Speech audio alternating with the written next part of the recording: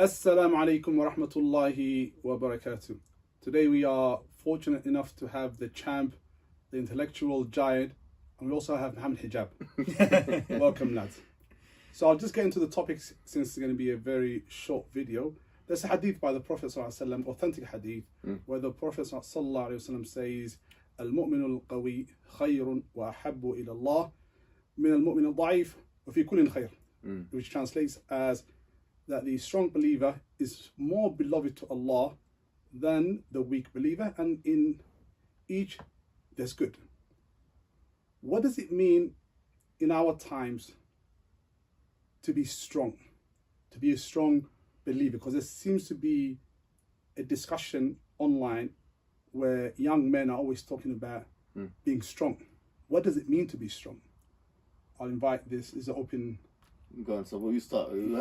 First of all, why haven't you been around for such a long time? Yeah, that's a question I should ask you. The people have, after all this time, we used to do Saturday Night Live. You watched them? Yeah, I watched him. I was an avid viewer. Yeah, and absolutely. He went away, and that was your fault. Can you please admit in public? See, what happened? To be a strong person, you need to admit your mistakes. Moving on. Yes.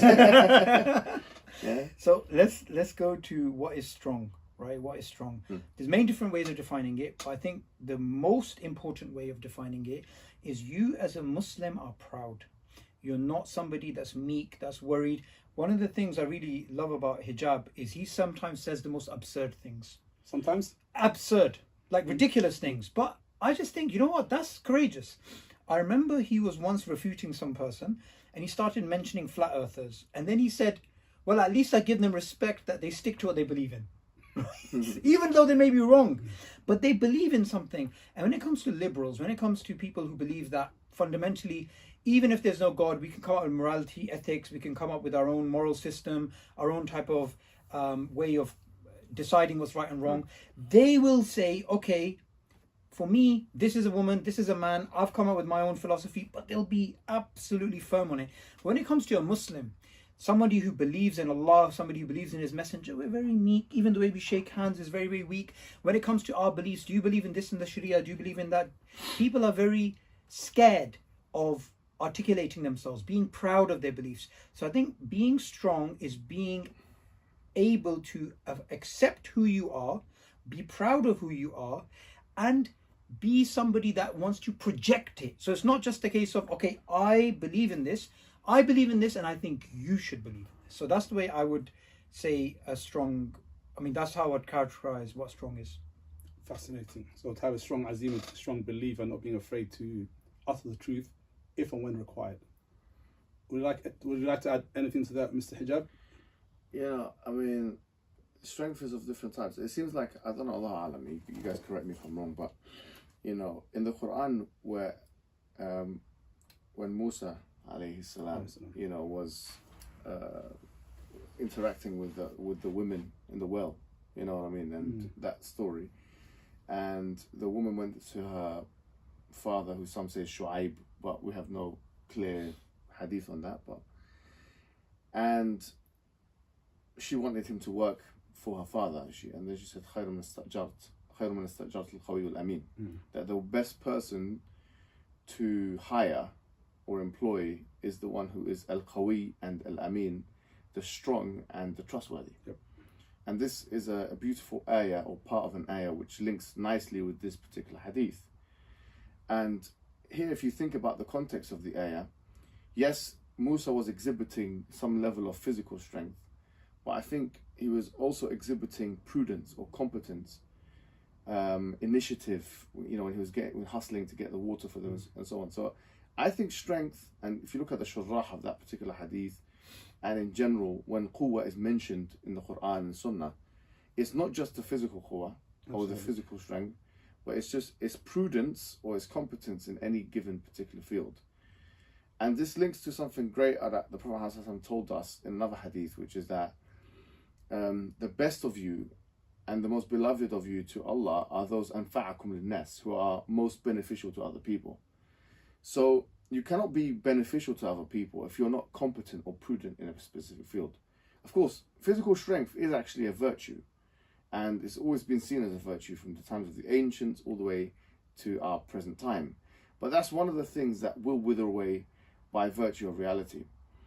For example, in the Quran, this is a beautiful ayah where Allah mentions that we have created you min nutfatin, thumma min alaqatin, thumma yukhrijukum tifla, thumma takunu shuyukha, wa minkum man yutawaffa min qabl. That you are, were created from nutfa, then from alaqa.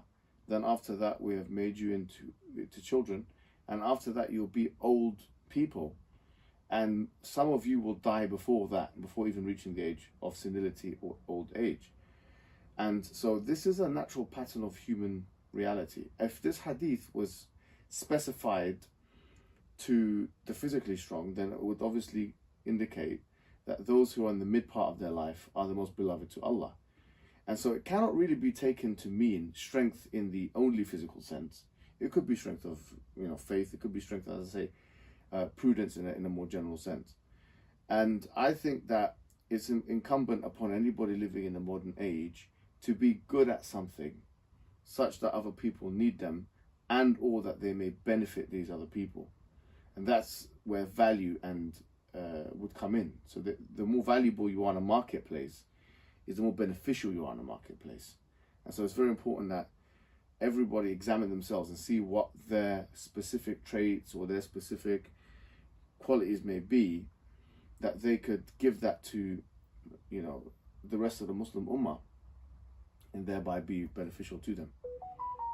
Yeah, absolutely. Yes, and you're right. A lot of the scholars, while explaining this hadith, they do mention strength in belief, strength, physical strength also is mentioned.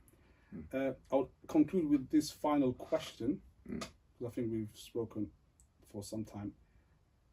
How do we advise the new generation, whereby strength is seen as solely as a physical sort of venture, or is seen as a monetary gain? So the more money someone has, then they are strong, and the more weights they can push, then they seem to be strong. And if you don't fit in this category, then you're not that alpha male, that strong man, etc., etc. So before we think about this question, what we have to think about is the worldview that the person comes from. If you come from a worldview of hedonism, materialism, naturalism, everything is purely measured by what's physical, then it's simply going to be a case of, well, this person's stronger, or they physically look more attractive, they have a bigger house, they have a better looking wife, they have a private jet, whatever it is. And nowadays, if you go to TikTok, go to Instagram, whatever social media, this type of lifestyle is shown to be the ideal lifestyle. If you're a high value man, you have to be a high value man from the perspective of these monetary gains. The problem with that is fundamentally derived from a liberal worldview. That is fundamentally derived from a worldview in which you're chasing dopamine and there's nothing higher or greater than that. But when it comes to the Islamic perspective, the Islamic perspective teaches you that real manhood is where you are proactive, where you are a leader. You don't actually go with the society, you swim against the society. So if an avalanche is coming down, you take a axe and a shovel and you go in the other direction, you go through the bloody avalanche and you go up. And what does that show you? That shows you that Islam builds characters which go against the grain, which go against the tide. What's the clearest example of this? The clearest example of this is the Sahaba, who were in a society in which you had shirk, you had racism, you had all these types of issues, and they went against their society. One of the most powerful things we also learn from the prophets is that they go against society, even if the entire society is deviant. So when we look at Ibrahim alayhi salam, he's smashing the idols. His father is the one who's making the idols. So what we find is that Islam doesn't say become the best and the most famous and the most valuable in what society is telling you is the most highest virtue. You choose the virtue not according to what society has said, but according to what Allah has dictated. And from that perspective, you go against the grain. This is why I really believe the best Muslims are not those who are, focusing on their worship and they happen to be in a Muslim country and everything's nice and comfortable.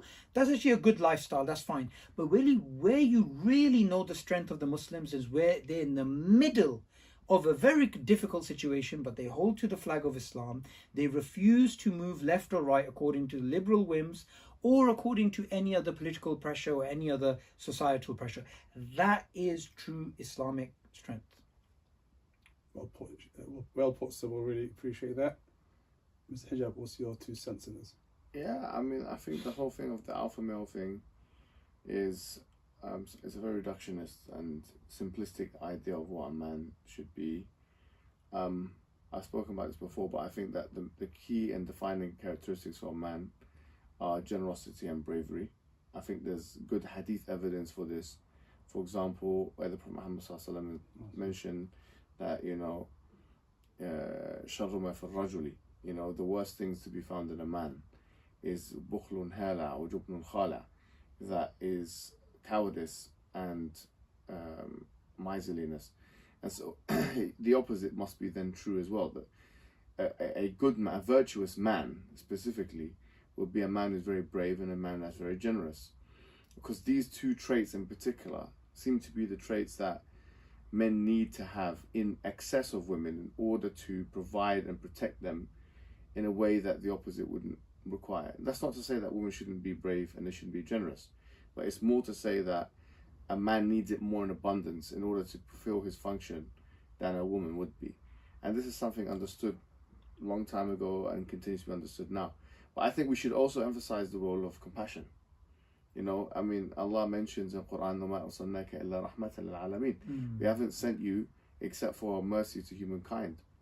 Now, He doesn't mention izzah, or He doesn't mention quwwah, or He doesn't mention anything of these things of power, physical power and strength and so on, as much as He mentions compassion, And so that indicates, because really, if you think about it, strength is a prerequisite for mercy. Let me give you a practical thought experiment type example. You cannot be merciful to someone that you do not have some level of control over. If you see someone in prison, and the prison guard comes to them and he opens the gate, and he starts moving him around, the prisoner, and the prisoner says, "Listen, I'm being merciful to you right now. I'm going to forgive you. I'm going to be merciful to you right now." It would be a nonsensical statement. Whereas if the prison guard, decided to act in a very benevolent manner to the prisoner, that could be seen as merciful because the control lies with the prison guard. So actually a prerequisite for mercy is control, is power, is strength. And so it's not just it's putting yourself in a position of strength. Clearly the Prophet told us this, الْيَدُ الْعُلْيَا خَيْرٌ مِنْ الْيَدِ السُّفْلَى, that the upper hand is better than the lower hand. But then deciding to do good with that, deciding to be benevolent and magnanimous and forgiving and merciful and compassionate. I think that is true manhood. Sometimes we see the brash and the confident side of things, but we don't see the benevolent and the magnanimous and the forgiving side of things. So when you combine them, you get the full masculine image. I was just in the southeast of Asia, Southeast Asia. I went to 3 different countries. And the people there seem to collectively have a different temperament to the people, for example, in the West and other places in the world. The people in the Far East have that temperament. It's this very polite kind of temperament. I learned a lot just by observing people's behavior there. And I think that we need to bring back politeness as well. Now, I'm the least to talk about this, as you guys said. Honestly, I learned from it. I was like, I'm a very crass... You got domesticated while you were there. Guy, and I was thinking, I need to bring some of that into my character as well, because very rough around the edges, very unrefined, very whatever. I need to bring at least some of that into that. So you have to look at where you stand on a spectrum. If you stand on a spectrum where you're maybe meek, as you mentioned, placid, a little bit too hesitant, then maybe you need to have an injection of maybe confidence and temperamental exuberance. But if on the other hand you stand on like a spectrum where you're ultra extroverted, then try and inject some politeness into your life, but you're trying to be all-rounded. I think a real man has all-rounded set of virtues and attributes. Thank you very much, gentlemen, for enlightening us, and thank you very much for watching, and we'll see you next time. Assalamu alaikum wa rahmatullahi